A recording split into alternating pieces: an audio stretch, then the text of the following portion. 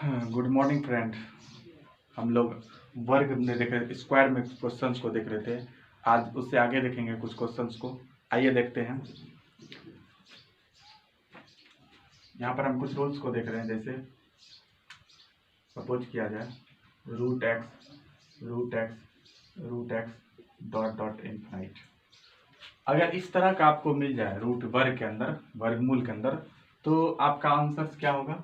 इसका आंसर जो होगा रूट एक्स होगा। ओनली एग्जाम्पल से क्लियर करते हैं चीज़ों को। जैसे सपोज किया जाए, आपसे पूछ दिया जाए रूट पाँच डॉट डॉट इनफाइनाइट, तो इसका आंसर क्या है? कोई सॉल्यूशन है 5। उसी तरह से अगर आपसे पूछ दिया जाए कि root three dot dot infinite, answer क्या होगा? आपका 3 होगा। उसी तरह से अगर आपसे पूछ लिया जाए कि रूट सात डॉट डॉट इनफाइनाइट, आंसर क्या होगा? आपका 7 होगा। तो आपने देखा, अगर इस तरह का अगर फ्रैक्शन मिले तो आंसर क्या होगा? इनफाइनाइट तक जाए। इनफाइनाइट का मतलब होता है अनंत, इसका कोई सीमा नहीं होता। तो हूबहू उसे हम लिख देंगे डायरेक्ट।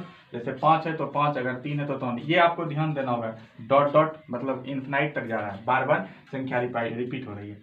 आइए देखते हैं आगे। दूसरा नंबर में देखते हैं। पहला हमने देखा, आइए दूसरा देखते हैं लॉजिक। अगर इसी में आपको, अगर इसमें क्या रहे, अगर नंबर सीमित रहे, डॉट डॉट नहीं रहे, कहने का मतलब इनफाइनाइट तक नहीं गया हो, तो इसके लिए क्या लॉजिक लगाते हैं? होता है 1 पावर 1 माइनस 1/2 के पावर n। यहाँ पे से याद रखें 1 माइनस 1/2 के पावर n।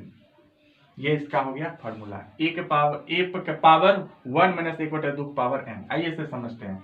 यहाँ a बराबर क्या है? यहाँ a बराबर x, यहाँ a बराबर x, और n जो होगा, n कितनी बार आया है, कितनी बार आया है संख्या, कितनी बार आया है संख्या को देखना है।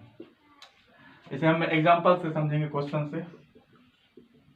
जैसे अगर रूट पाँच और रूट 5, देखिए यहाँ पर फ्रेंड, यहाँ पर आपका क्या है? सीमित है, 3 ही संख्या देखना। डॉट डॉट का मतलब होता है बहुत सारी संख्या है, उस प्रकार की हो सकती है, लेकिन इसका मतलब है यहाँ पर एक अप्रोक्स है कि 3 ही संख्याएं दी गई है। ठीक है, तो यहाँ पर देखिए इसे हम यूज करेंगे हमेशा।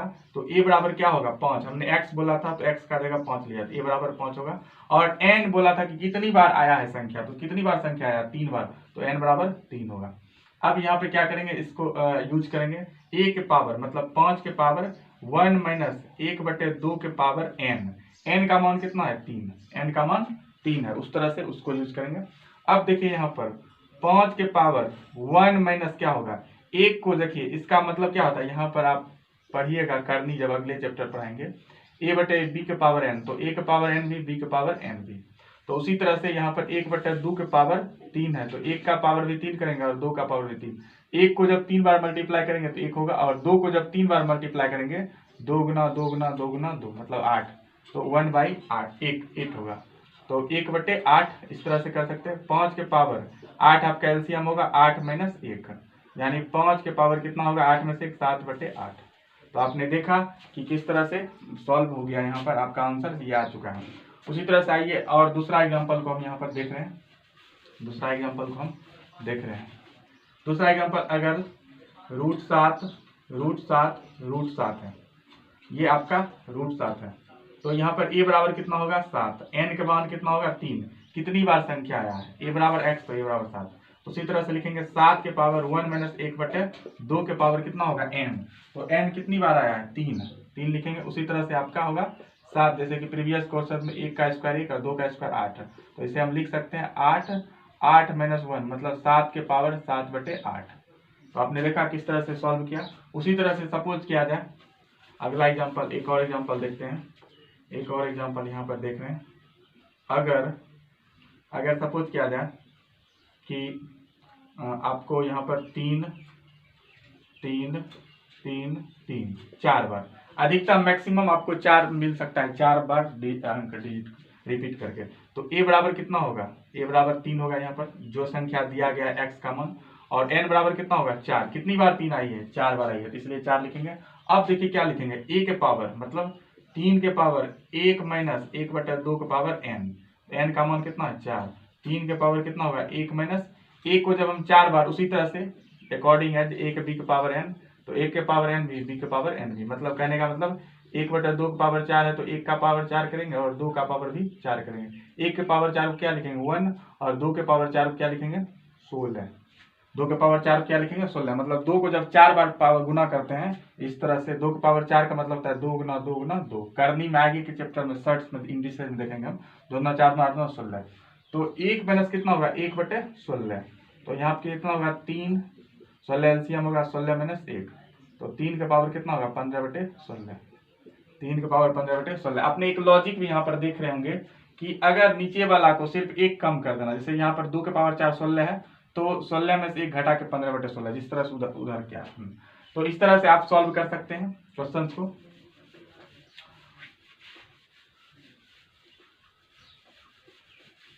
तो आपने देखा कि किस तरह से इस टाइप को देखा। आइए अगले टाइप को देखते हैं, अगले टाइप को देखते हैं। अगर देखिए अब क्या होगा, प्लस में रहेगा x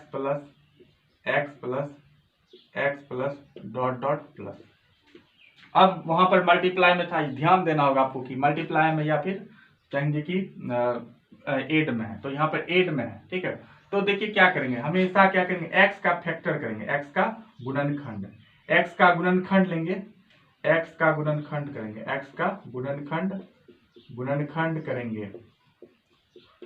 करेंगे और वैसी दो संख्या होगी, दो संख्या लेंगे जिनके बीच का अंतर 1 हो। एग्जाम्पल हम क्लियर करेंगे। और वहीं पर अगर प्लस हो तो, यदि प्लस हो तो बड़ा मान होगा, मैक्सिमम मान होगा, बड़ा मान होगा। अगर सपोज किया जाए यहीं पर अगर माइनस, या इस तरह से भी हो सकता है आपको x minus root x dot dot infinity, इस तरह से भी अगर होगा यदि अंतर यदि चिन्ह माइनस हो तो छोटा मान होगा। कहने का मतलब कि हम फैक्टर करेंगे संख्या का और गुणनखंड करेंगे और वैसा गुणनखंड लेंगे जिसका क्या होना चाहिए, बीच का अंतर 1 होना चाहिए। और अगर प्लस रहे तो उसका वैल्यू क्या होगा, बड़ा होगा, और अगर माइनस रहे तो उसका वैल्यू क्या होगा, छोटा। जैसे सपोज किया जाए अगर 12 लेते हैं, अगर 12 हमको आ गया तो 12 का गुणनखंड क्या लेंगे 4 और 3 लेंगे, तब तो 4 या 12 और 4 और 3 का डिफरेंस कितना होना चाहिए, 1 होना चाहिए। उसी तरह से अगर हम ले सकते हैं 12 ले लिए, उसके बाद अगर 6 लेते हैं, 6 को करते हैं 2 और 3, दोनों के बीच का डिफरेंस कितना आ रहा है 1 आ रहा है, तो इस तरह से कर सकते हैं। 6 लेते हैं, उसके बाद फिर और भी ले सकते हैं आप, जैसे आप ले सकते हैं यहाँ पर अगर 15 लेते हैं, सपोज किया जाए 15 लेते हैं, 15 को 3 × 15 लिख सकते हैं, लेकिन इसके बीच का अंतर कितना आ रहा है 2, तो इसलिए कहें कि 15 आप नहीं ले सकते, आपका रॉन्ग हो जाएगा। तो मतलब जब भी हो डिफरेंस क्या होना चाहिए 1 होना चाहिए। जिस तरह से 12 में देखिए 4 और 3 का डिफरेंस 1 है और 6 में 2 और 3 का डिफरेंस कितना है 1 है। आइए देखते हैं क्वेश्चन को। अगर क्वेश्चन इस तरह से रहे 12 plus dot dot infinity plus infinity, इसका वैल्यू आपसे पूछा जा रहा है, तो हमने बोला आपको 12 का गुणनखंड करेंगे 3 और 4, दोनों का डिफरेंस कितना होना चाहिए 1 है डिफरेंस। और अगर प्लस रहे तो क्या होगी बड़ी संख्या, तो आंसर आपका क्या होगा, ये होगा आंसर। प्लस है तो क्या होगा बड़ी संख्या। यही अगर एग्जांपल में यही अगर रहता आपका कि 12 माइनस इन्फिनिटी तब क्या होगा, गुड फैक्टर तो वही होगा 3 और 4, लेकिन यहाँ पर आपका जो संख्या क्या होगी छोटी वाली संख्या, ये होगा आंसर। छोटी वाली संख्या मैंने बताया आपको कि माइनस हो तो क्या होगा छोटी वाली संख्या, अगर प्लस हो तो बड़ी वाली संख्या। उसी तरह से एक और एग्जांपल को हम यहाँ पर देखना चाहेंगे, आइए देख लेते हैं। जैसे सपोज किया जाए √6 plus dot dot plus infinity, तो क्या करेंगे उसी तरह से 2 और 3 करेंगे। यहाँ पे देखिए प्लस है तो आंसर क्या होगा आपका 3 होगा आंसर। अगर इसी जगह पर आपका क्या हो माइनस हो √6 minus root dot dot infinity, तो उसी तरह से क्या करेंगे 2 और 3 फैक्टर होगा, डिफरेंस 1 रख रहा है, आंसर क्या होगा आपका छोटी वाली संख्या, आपका आंसर होगा ये होगा आपका आंसर छोटी वाली संख्या। तो आपने देखा यहाँ पर, लेकिन देखिए यहाँ पर अगर जिसके बीच का डिफरेंस 5 नहीं हो तब हम क्या करेंगे, आइए उसके लिए अलग से हम देखते हैं।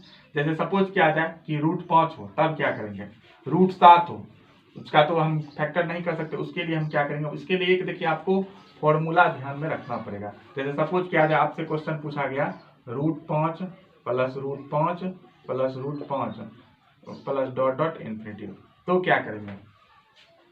तो देखिए यहाँ पर हम क्या करेंगे, आइए देखते हैं।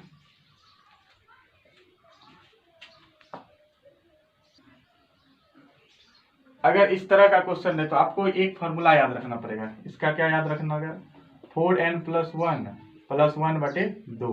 अगर प्लस रहे तो यहाँ पर प्लस करना, अगर माइनस रहे तो क्या करना, माइनस करना है। तो देखिए यहाँ n का मान क्या होगा, n जो संख्या होगी, n क्या होगी, संख्या। जैसे यहाँ पर यूज हम कर रहे हैं 4 × n का मान कितना है 5 + 1 बाई कितना होगा 2 होगा, तो कितना होगा 4 × 5 = 20 और 21 √21/1 + 2। आपका आंसर आ चुका है।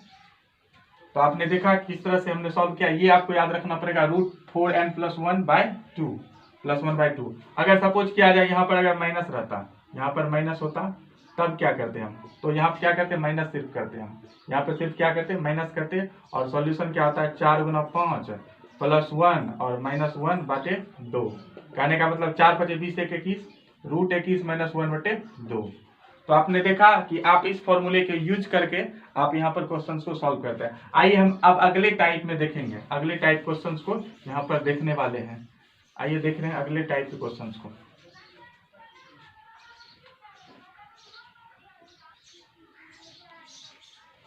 आइए आगे देखते हैं आगे की बातचीत।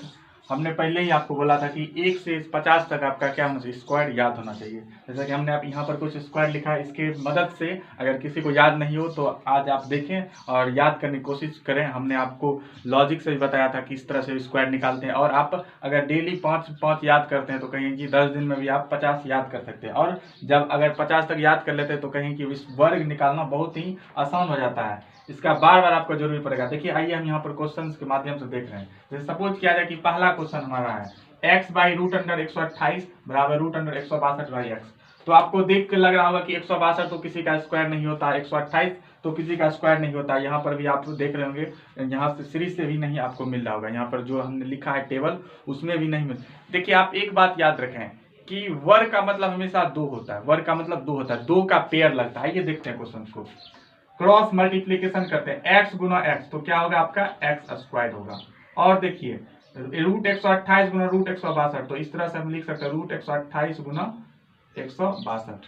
तो देखिए हम यहाँ पर इस तरह से आप जब हम घातांक और कर्णी को जब पढ़ेंगे, जैसे अगर इस तरह से √a × √b तो हम इसे लिख सकते हैं √ab, इस तरह से उसी तरह से हमने यहाँ पर आप लिखा है। देखिए 162 को हम क्या लिख सकते हैं, 162 को हम लिख सकते हैं इस तरह से फैक्टर करके 18 × 9। तो यहाँ पर हम देख रहे थे 162 को हम लिख सकते हैं 18 × 9, उसके बाद 128 को लिख सकते हैं 16 × 8, इस तरह से हम लिख सकते हैं। तो देखिए यहाँ पर हम यहाँ पर मल्टीप्लाई नहीं करेंगे, अलग अलग गुणनखंड करके निकालेंगे। तो 9 को हम जानते हैं, 9 को 3 × 3 लिख सकते हैं, तो कहेंगे 9 को हम लिख सकते हैं 3 × 3, और 16 को क्या लिख सकते हैं 4 × 4 लिख सकते हैं। तो जब पेयर लगता है तो क्या होता है, बाहर निकल जाता है। तो हम यहाँ पर 9 के लिए हम 3 बाहर निकाल सकते हैं और 16 के लिए हम 4 निकाल सकते हैं। अब बचा है 8 और 18, 8 और 18 बचा है। तो 8 × 18 आप कर सकते हैं, तो 8 × 8 से 18 × 8 कीजिएगा तो 144 होगा। देखिए 144 किसका वर्गमूल होता है, 12 का, 12 का स्क्वायर 144 होता है। यहाँ देखिए 12 का स्क्वायर 144, तो 144 के लिए हम क्या निकाल, 144 को 12 × 12 लिख सकते हैं, 12 हम निकाल सकते हैं। तो इस तरह से हमारा आ चुका है। देखिए ये कितना का हो गया, तो 4 × 12, अब 12 × 12 कीजिएगा 144। कहने का मतलब इसे जब पूरा सॉल्व कीजिएगा तो 144, अगर आप इसे गुना करके सॉल्व करते हैं तो कहीं कि अधिक टाइम लगेगा। आइए दूसरे क्वेश्चन को देख रहे हैं। यहाँ पर देखिए √16/49, √16/49 को क्या लिख सकते हैं, √16 को हम इस तरह से लिख सकते हैं, 16 को 16 और √49 अलग अलग करके फिर x/49। तो √16 को हम क्या लिख सकते हैं, 4 लिख सकते हैं, क्योंकि 16 का वर्गमूल 4, और 49 को 7 लिख सकते हैं, x/49।